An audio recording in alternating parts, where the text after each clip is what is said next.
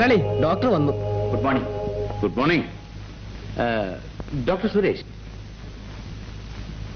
നമ്മൾ തമ്മിൽ പരിചയമില്ല അല്ലേ? നിങ്ങൾ ഡോക്ടർ ആർ കെ ഷേണായി അറിയുമോ? അദ്ദേഹം ഒരു വലിയ ഡോക്ടറാണ്. Doctor K C Thomas, senior surgeon. ഇവരെല്ലാം എന്റെ ഫാമിലി ഡോക്ടേഴ്സാണ്. ഇന്ന് യാദൃശ്യമായിട്ട് രണ്ടുപേരും സ്ഥലത്തില്ല. അങ്ങനെ ഞാൻ ആപ്പാടെ വിഷമിച്ചിരിക്കുമ്പോഴാണ് എന്റെ ഡ്രൈവർ നിങ്ങളെ കുറിച്ച് പറഞ്ഞത്. എക്സ്ക്യൂസ് മീ, എങ്കിൽ ഞാനൊരു കാര്യം ചെയ്യാം.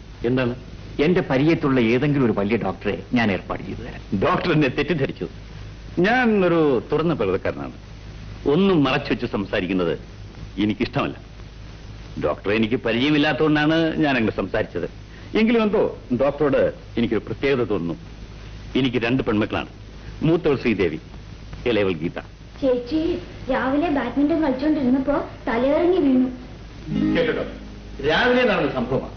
മണിക്കൂറുകൾ കഴിഞ്ഞാണ് എന്നെ അറിയുന്നത്. വരും, നമുക്ക് മുകളിലേക്ക് പോകാം.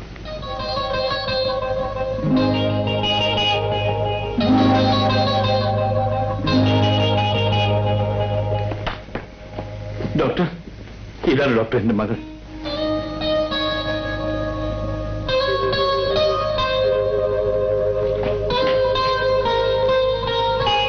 ജീവിതത്തിൽ ഞാൻ എന്തും സഹിക്കും ഡോക്ടർ. പക്ഷേ എന്റെ കുഞ്ഞുങ്ങൾക്കൊരു ജലദോഷമാണെന്ന് കേട്ടാൽ ഞാൻ ആകെ തളർന്നു പോകും.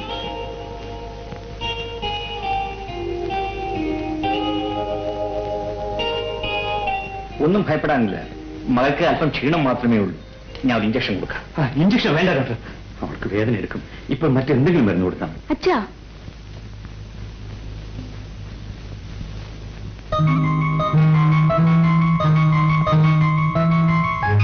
അയ്യോ ഡോക്ടർ, പതുക്കെ, വേദന എടുക്കരുത്.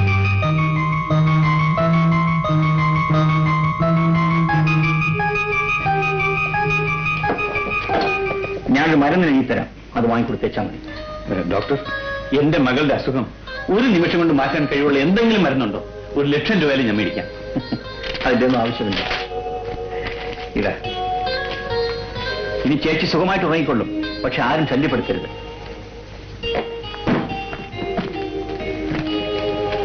അപ്പൊ ഞാൻ വരട്ടെ. ശരി ഡോക്ടർ, അവൾ ഉണരുമ്പോൾ ആഹാരം എന്ത് കൊടുക്കാം?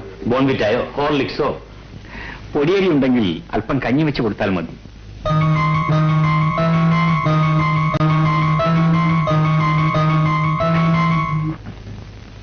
നമസ്കാരം. നമസ്കാരം.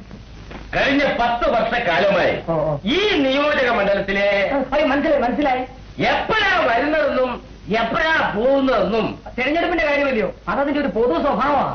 അല്ല, വന്നു കഴിഞ്ഞാൽ ഒരു പിടിയാ. രാഷ്ട്രീയം വന്നു കഴിഞ്ഞാൽ പിന്നെ ഒരൊറ്റ പിടിയാ. സാർ പറഞ്ഞ വളരെ ശരിയാ.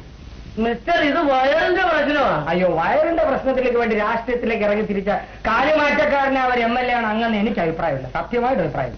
കാലുമാറ്റക്കാരനും MLA ഞാനും? നിങ്ങൾ എന്തോന്നാണ് ഈ പറയുന്നത്? കഴിഞ്ഞ 10 വർഷക്കാലമായി ഈ നിയോജക മണ്ഡലത്തിലെ ഏക വൈദ്യുതകാരനാണ് ഞാൻ. ആണ്ട കിടക്കുന്ന അത് പറ. അപ്പൊ രോഗിയാണല്ലേ? തനിക്ക് പ്രാന്തം ഉണ്ടല്ലേ? ഇത് ആശുപത്രിയാണ്. ശബ്ദം ഉണ്ടാക്കരുത്, ഉറക്കെ സംസാരിക്കരുത്. അപ്പുറത്ത് രോഗികളെ കിടക്കണം. മനസ്സിലായി? എന്റെ പൊന്നറ്റന്റെ അദ്ദേഹം ഈ വൈദ്യ വേദന വരുമ്പം ഞാൻ ഉറക്ക വർത്താനം പറയും, ഉറക്കം നടക്കുകയും ചെയ്യും. അദ്ദേഹം ഇങ്ങോട്ട് നോക്കിക്കേ. ഈ വേദന കൂടി ഞാൻ നടക്കാൻ തുടങ്ങിയിട്ട് വർഷം എത്രയാണെന്നറിയാവോ? കഴിക്കാത്ത മരുന്നില്ല, ചെയ്യാത്ത മാന്ത്രികയില്ല, കേറാത്ത ആശുപത്രിയില്ല. ഇത് ചെയ്യാനൊന്നുമില്ല. ഓപ്പറേഷൻ ഒഴിയെ. സുരേന്ദ്രനാഥ് അതി എന്നെ ഇവിടുന്ന് പറഞ്ഞു വിട്ടാലും എന്റെ ദൈവത്തിനാണ് എന്റെ നോക്കേട് മാറാതെ ഞാൻ ഈ ആശുപത്രിയിൽ നിന്ന് പോകത്തില്ല. എങ്ങനെയാ?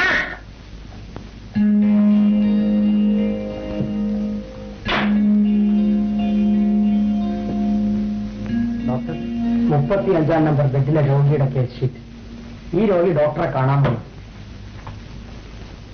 പോകുമ്പോ എന്നെ ഒന്ന് കണ്ടിട്ട് കാണാം. അടുത്ത് വരും. ഛർദിൽ ഓർക്കാനും മറ്റുണ്ടോ? ഉണ്ടോന്നോ? 7 പ്രാവശ്യമാണ്. 7 പ്രാവശ്യം. ഇവരൊന്നുമല്ല, എന്നെയാണ് തിരുവനായി കൊണ്ടുപോയ ഛർദിപ്പിച്ചത്. എങ്ങനാ? ഈ സുഖക്കേട് പിടിപെട്ട് വളരെക്കാലമായതുകൊണ്ട് ഭേദമാകാൻ അല്പം താമസിക്കും. തൽക്കാലം ഞാൻ ഒരു മരുന്ന് എഴുതി അത് കഴിക്കുക. പിന്നെ ചിലപ്പോ ഒരു ഓപ്പറേഷൻ വേണ്ടി വരും. അതുവരെ കൃത്യമായി വീട്ടിൽ നിന്ന് ഈ മരുന്ന് കഴിക്കണം. അയ്യോ, അങ്ങനെ പറഞ്ഞാൽ പറ്റത്തില്ല. ഞാൻ പോകാനായിട്ട് വന്നതല്ല. ഡോക്ടർ എന്നെ ഇവിടെ കിടത്തി ചികിത്സിക്കണം. അങ്ങനെ അറിയാൻ പാടില്ല. ഇതാ അവൻ വന്നാലുണ്ടല്ലോ മറ്റവൻ ബൈക്ക് വേദന എന്നെ കൊണ്ടേ അങ്ങ് പോകത്തുള്ളൂ. അതുപോലെ തന്നെ ഓപ്പറേഷൻ അത് ഞാൻ മരിച്ചാലും സമ്മതിക്കത്തില്ല. രാഘവനെ ഇവിടെ കിടത്തി ചികിത്സിക്കേണ്ടതെന്ന് എനിക്കറിയാം. പക്ഷെ തൽക്കാലം ഇവിടെ ബെഡൊന്നും ഒഴിവില്ല. ഒഴിവരുമ്പോ ഞാൻ അറിയിക്കാം. ഇപ്പൊ ഈ മരുന്നുകൊണ്ട് കഴിക്കും. ബെഡ് ഒഴിവരുമ്പോ ഞാൻ അറിയിക്കുള്ളൂ. ശരി, പോയിക്കോളൂ. ഈശ്വരാധീനം നമുക്കുണ്ട് അച്ഛാ. അതല്ല മോളെ, ആദ്യം ഞാനും വല്ലാതെ സംഭ്രമിച്ചു പോയി.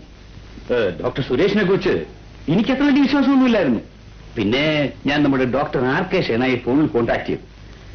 ലേറ്റസ്റ്റ് മരുന്നുകളൊക്കെയാണ് എഴുതി തന്നിരിക്കുന്നത് എന്ന് പറഞ്ഞതിന് ശേഷമായി എനിക്കൊരു മനസമാധാനമായത്. പിന്നെ സുരേഷിനെ കുറിച്ച് ഡോക്ടർ ഷേണായി നല്ല അഭിപ്രായം പറഞ്ഞു. അതുകൊണ്ടാ പിന്നെ അദ്ദേഹത്തിനെ വീണ്ടും വിളിപ്പിക്കാൻ ഞാൻ ഏർപ്പാട് ചെയ്തത്. അച്ഛൻ ഈ നിസ്സാര കാര്യത്തിന് ഇത്രയൊക്കെ ബഹളം ഉണ്ടാക്കി കളഞ്ഞല്ലോ. അതേ ഒരു MBBS ഡോക്ടറല്ലേ? Good morning. മോർണിംഗ്. ഞങ്ങൾ ഡോക്ടറെ സംസാരിച്ചുകൊണ്ടിരിക്കുകയായിരുന്നു. ശ്രീദേവിക്ക് ഇപ്പൊ എങ്ങനെയിരിക്കുന്നു? ചേച്ചിക്ക് ഇപ്പൊ കുറവുണ്ട്. അത് അനിയത്തിക്ക് എങ്ങനെ മനസ്സിലായി? ചേച്ചി ഒരു പ്രത്യേക ടൈപ്പാ. ആരോടും അധികം സംസാരിക്കാറില്ല. ആംഗ്യം കാണിച്ച് സംസാരം കുറയ്ക്കാമെന്ന് എന്റെ പരമാവധി കുറയ്ക്കുകയും ചെയ്യും. ഇപ്പോഴാണോ സംഭവിച്ചത്? അങ്ങനെയാണോ? അതെനിക്കറിയാൻ പാടില്ലായിരുന്നല്ലോ. ഇനിയുണ്ട് ഡോക്ടർ, കേൾക്കണോ? ചേച്ചി രാവിലെ എഴുന്നേൽക്കുമ്പോ തന്നെ തീരുമാനിക്കും ഇന്ന് എത്ര വാക്ക് സംസാരിക്കണം. അതിൽ കുറയുന്നതല്ലാതെ ഒരക്ഷരം പോലും കൂടത്തില്ല. അതേതായാലും നല്ല സ്വഭാവമാണ്.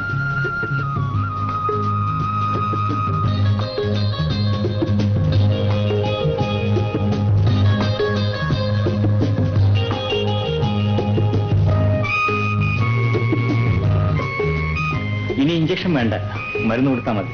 അപ്പൊ ഞാൻ വരട്ടെ.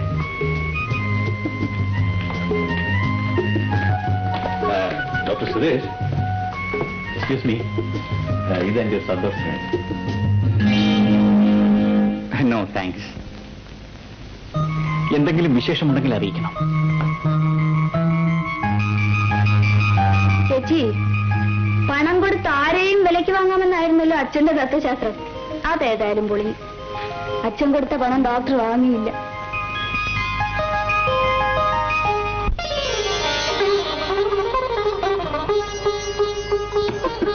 Good evening doctor. Good evening. ചേച്ചി ഡോക്ടർ സെലക്ട് ചെയ്തിരിക്കുന്ന സാരി നന്നായിരിക്കുന്നു അല്ലേ? Very nice. Thank you. Sari select ചെയ്യാൻ ഡോക്ടർ മിസ്സിസിനെ കൊണ്ടുവന്നില്ലേ?